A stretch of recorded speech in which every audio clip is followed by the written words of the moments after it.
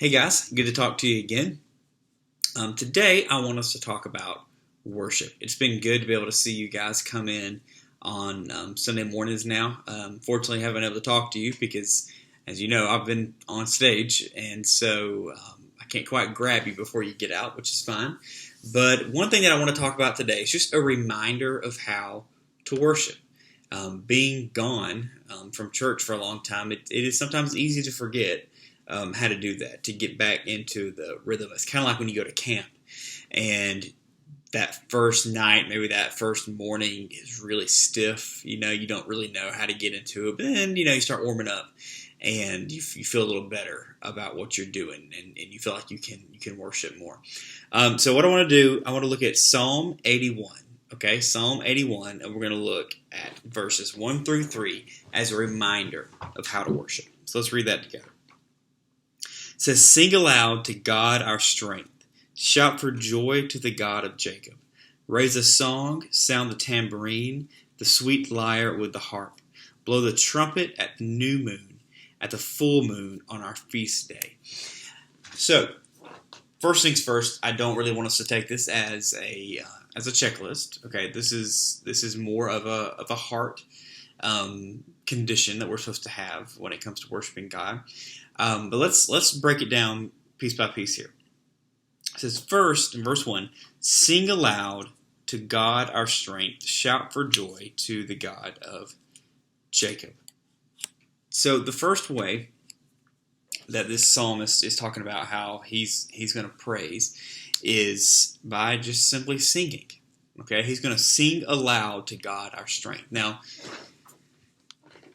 that doesn't mean that you always have to go around singing, right? You don't have to always go around singing to get loudly. You may get some weird looks every now and then with that. But what we can look at that is when we sing out loud. Why? Because God is our strength. That's the only reason why. It says, sing aloud to God our strength. Because He is our strength, we sing with strength. Okay? Shout for joy to the God of Jacob. When we sing, when we shout, okay, maybe not just like a scream, but using your words to sing, that comes from joy, right? It comes from a joyous place in your heart. We always know the difference between saying something when we mean it and saying something when we don't mean it, right? Like when you're supposed to apologize to somebody you don't really want to apologize to, you usually know the difference between the apology. So when we sing to God, when we shout to God, it should sound strong and it should sound joyous because He is strong and He gives us joy. So verse 2 says, "Raise a song, sound the tambourine, the sweet lyre with the harp." Now, I know all of you don't play an instrument. I think anybody can probably play the tambourine. But ultimately what this is saying is use what you've got to worship Him with. If you don't know how to play an instrument, that's fine.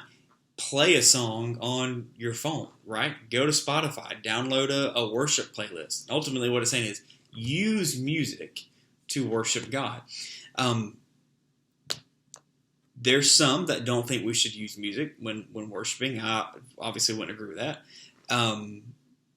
Because Scripture tells us right here to do so. So sing with strength and joy, but also use what you got with you to do so.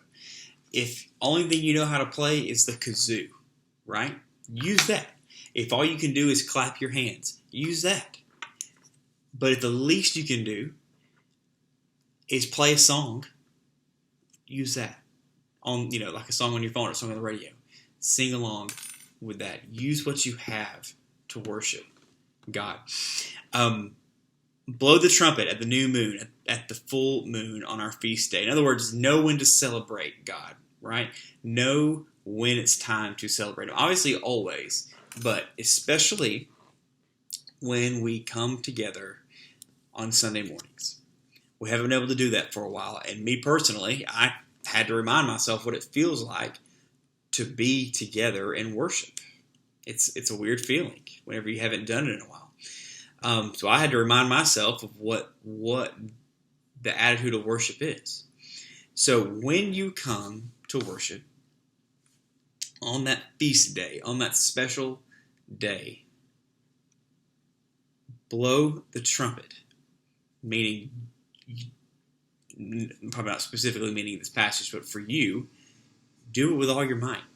Come ready to worship, not just the singing part, but the listening part too, the being with your church family, the hearing the sermon, the going out. Be ready to be a part of that. All right, so let's kind of summarize all this. Psalm 81 verses 1, 2, and 3 talks about singing and how we should sing. And I know some people are very uncomfortable singing. That's fine. But at least do it to what you think is pleasing to God for you to do, right? So singing to God, using whatever you've got to worship Him, whether that be a worship song, whether you play an instrument, or whether you just clap your hands, or whether you just kind of hum and sing a song. Use that in your personal time of worship. And then blow the trumpet at the new moon, at the full moon on our feast day. When we are here to worship God, we do it with all of our might, okay? And not just the singing, but everything. So guys, I hope that was a little bit of a reminder. And I hope that whenever we come back together again on Sunday, and I hope to see a lot of you there, that we'll remember these things in our worship. So I hope to see you Sunday. Make sure that you're coming. And if you can't come, it's online. So I hope to see you then. Bye.